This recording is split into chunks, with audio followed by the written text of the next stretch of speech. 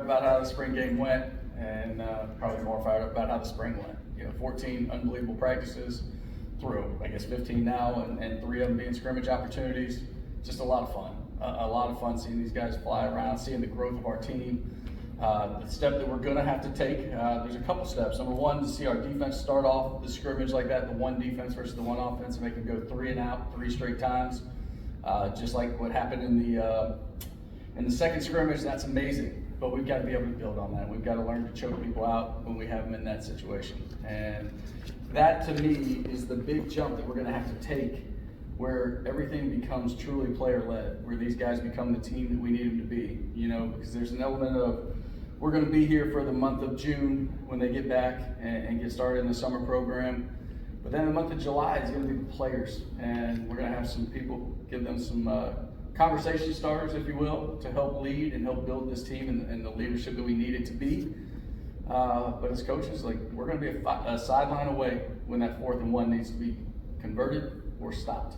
And that's where these guys come in. And what I can tell you is I'm excited about the guys that are going to lead this team and the guys that are going to lead their peers. So not just from the talent, but by the people they are, the character they are, and how much they care. I think in this world you can get a lot done with just caring immensely, and we've got a lot of people on this team that care immensely. So talking about the game again, a couple performances. I thought seeing Q-Jack do some really, really good things. Quinn Jackson just make himself be very hard to tackle, even when kind of the defender arrived at the same time as the ball. Just some impressive runs that he was able to break out. Those are, you saw a couple times where Dean did Dean stuff, and we saw it all spring, so that's been really exciting.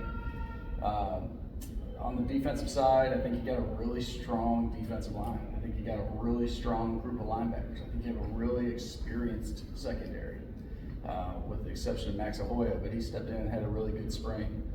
I know we got Joshua coming up here to talk, and the good conversations with Joshua is, although he is still rushing the passer and aligning at the line of scrimmage sometimes, he's primarily playing off the ball as much as he's playing on it right now. And that's been a good transition for him this spring. It's been fun watching that, because I admittedly would have told you, I thought, gosh, we're gonna want to put his hand back down. We're gonna want him being the guy setting the edge and rushing the passer every down. And if I had to place my chips one way or another before spring ball, and he's kind of made me a believer in that switch. So his position flexibility right now is really exciting. Offensively, we still got growth to come out of the offensive line that needs to come. And we've got a reinforcement coming in terms of a young man from the University of Georgia who's going to come here and play offensive line. We're excited about that, adding him to the group. And that's going to make that thing a really solidified group. And when healthy this spring, that offensive line, especially when you have Ethan Aniawa and Brant Banks, who made the transition to tackle, playing really well, and Weston Crop, when those 3 guys were in there rocking and leading, and I think John Long's done a great job coming back from injury and becoming a factor in that mix. So it's a pretty formidable offensive line, and we've had some great back and forth with the defense. I'd always be worried if it was if we just rolled the ball out there every day and the defense stomped the offense out, but that wasn't the case. It was great back and forth with the defense really convincing me they have a chance to be special. So with that, I'll open up for any questions. Coach, when you're returning all these defensive players, I know you talked about becoming player-led, but when you have all these returns, this experience, does that change what you're able to accomplish during spring? So it does. I think not just during spring, but during every period of time. I just feel like last year we returned a bunch, and we had a bunch of guys that were kind of leaders in our program coming back already. And I just felt like everything allows you to go further faster. And that's really true with the player-led stuff in the summer. But we have in the spring leading up to spring, you've got your workouts all week, and then these guys meeting with their position groups on Saturdays, coming out there and getting more work in the bubble and just teaching the system. So you already entered spring further faster. And I think that, yes, the 9 returners on defense and 20 of the top 22 and the 8 returning starters plus Dean on offense, there's a reason it looked like football pretty early on. And then when the ones were going against the ones, it usually always looked like football. There was times where defensive guys made plays that I think we're all going to enjoy watching those guys make plays this year. But there was not a whole lot of just like blown assignments or things like that. Not a whole lot of self-inflicted wounds really on either side of the ball. The one thing that I would talk about today with our defense, they come back out after halftime. They have 2 stops.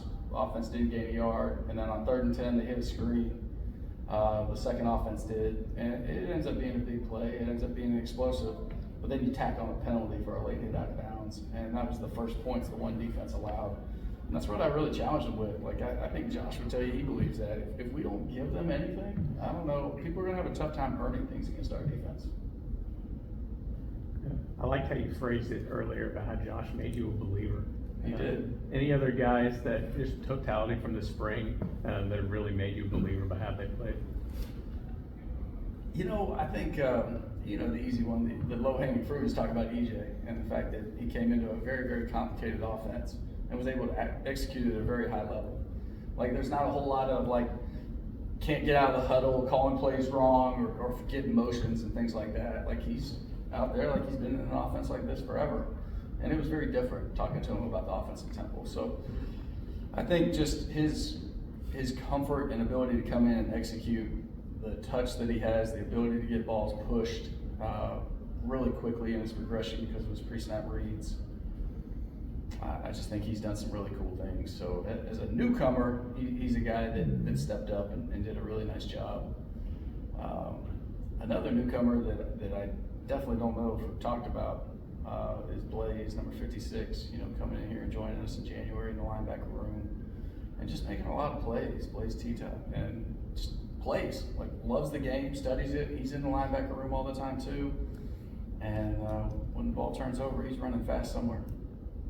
And then I know you've been alternating reps. You talked about EJ at quarterback between him and AJ. How have you kind of handled that competition, and what do you think you expect to make an announcement on a starter? Yeah, you know me. I'm never going to be in a rush to announce anything. I mean, we have training camp for a reason. And but I mean, the way that the execution went, EJ started out not executing very well today.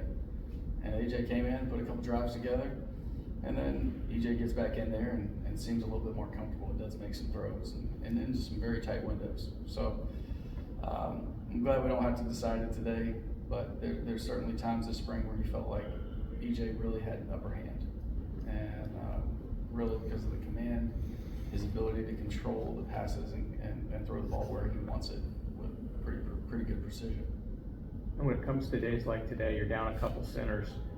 How do you evaluate an offensive performance against a defense like this in that situation? Yeah, I mean, when your left tackle's out. Now, the other part of it, Matt, though, I mean, number one, it's hard, okay? I mean, it's hard for Coach Davis, it's hard for Coach Tuiasosopo, it's hard for the running backs, it's hard for some of the quarterbacks to, again, because it's hard enough for the one offensive line to move those guys or to pass protect, and then you put in guys that just aren't to that caliber yet. It makes it hard, and especially when you have 2 or 3 of those moving pieces. Like, Ethan went the first 10 plays today, and then the ankle was just, he was not going to be effective. And so we pulled him, and like you mentioned, we're on our 13th center, and that's rough. But I am proud of Tane. I thought Tane came in and directed things largely really well today. Tane Fahoko, and jumping into that center role, took a ton of reps and did a nice job. And then what that means is, like you said, the guy that was the 3 center, now he's the 1 center. Well, this guy that wasn't necessarily even on the center depth chart is now the number 2 center. And so he's taking all those reps today, and that's Nate Bledsoe doing a nice job. You talk about the 20 of the 22 on defense, but what about some of the guys that you returned that weren't part of that 20 of 22? What's the development been like, and was there anyone who really stood out to you this spring or today? Yeah, there's a couple things from like the off-season workouts and some of the GPS numbers where you get real hopeful about a guy coming back from injury. And unfortunately got a little banged up today, but Josh Williams is the guy that I've noticed a lot. And whether it's on those sheets, seeing the speed at which he's moving, or even just running some things down where you're like, holy smokes. Another guy that comes to mind is, it's not every day that a linebacker is going to be the fastest guy on a GPS at a practice. But we've had multiple times this spring where Bo Barton had the fastest GPS at practice. And so Bo Barton's going to have a role for this football team. I can't tell you exactly how big it will be, but I know it's going to include every bit of special teams that he can master. I mean, he helped us some on kickoff last year. He's doing some punt stuff now. But we've got to tap into that speed. And then, again, when he's playing defense right now, it looks like football. And he's making plays sideline to sideline. Trying to think, I hate I don't hate that question. I hate that question because I miss somebody. Because there's so many guys I want to talk about. It's really been a good spring for our football team, and I'd hate to omit anybody. I'm proud of them all. I'm proud of everybody's effort. So it's been really good. Looking at Quinton's day today, obviously it was all over the field. How have you seen him grow, and how do you kind of see him growing in this offense and doing more than on just special teams? Yeah, he's always stepped up, and like even going back to the Mobile Lending Tree Bowl, that catch he made on the sideline, you know, where he kind of climbed the ladder and comes down with it. He's always been a gamer, but he's starting to earn more opportunities, that's for sure. And for all intents and purposes, he operated as the number 2 back this spring, and did a really nice job. I'm looking at his numbers here, and you know, we have him 6 carries for 49 yards, 3 receptions for 21 yards, a touchdown rushing and a touchdown receiving. And I mean, that's what's not listed there is the yak, because that's what I think the most impressive number coming out of today would be. The other thing is like his ability to block on the perimeter. We ran kind of a speed sweep, if you will, to the receiver today, and he had a great block on the linebacker. He got the play started. He's getting better every day in pass protection, largely because he's going against guys like Josh Piercy. He gives up a few pounds in that matchup, as you can imagine, but he's learning how to get his hands in there and get that initial charge stopped and then keep his feet alive. So just proud of his overall growth and the confidence that we are starting to have in him as a second back.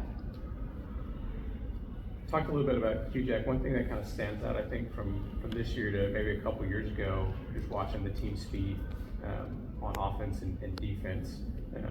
Has that kind of jumped out to you? Just I think about the breakaway play that did Quinjay have, or Braylon got really tracked down. awesome. I thought that was gone, and just both sides.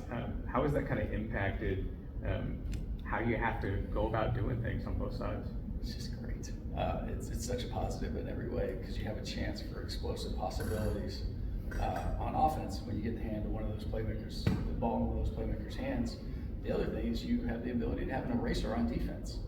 Like keeping those points off the board, like they're not in till they're in. And when you believe that like we do on defense, like that's a big deal.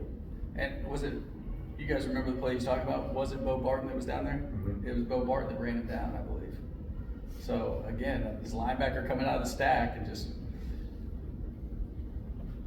you know, a true desire to get that dude on the ground. And he does it. Make you smile. You're going to have some headaches the next couple of months trying to figure out how you're going to get all these guys onto the field. The play's big enough, and we got creative coaches. We're going to find ways to utilize these weapons the best way we can. We've worked really hard to get this team as talented as it is, and to have these guys continue to develop. And it's just an exciting time. I really like. I said it the other day at our Letterman golf tournament. I can't remember a time I've had more fun with the spring ball. And I've always loved spring ball, right? It's the lab. It's like working on this technique. You get to prepare and you get to meet on it. You get so much time to detail everything that I've always loved it. But this one's been really fun from the head coaching chair here. Plus, like, since not one side's winning, like some days I'm the defensive head coach, some days I'm the offensive head coach. So it's been good. Anything else, Coach?